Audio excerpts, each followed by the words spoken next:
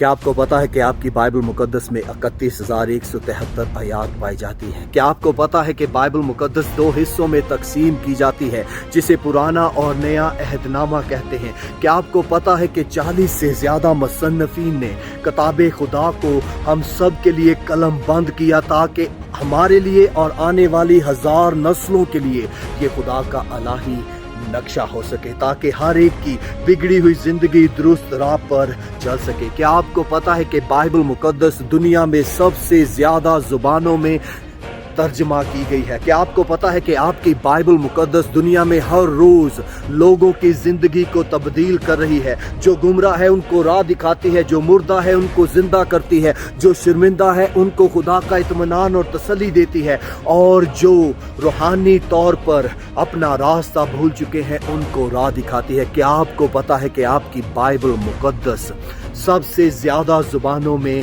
तर्जुमा की गई है?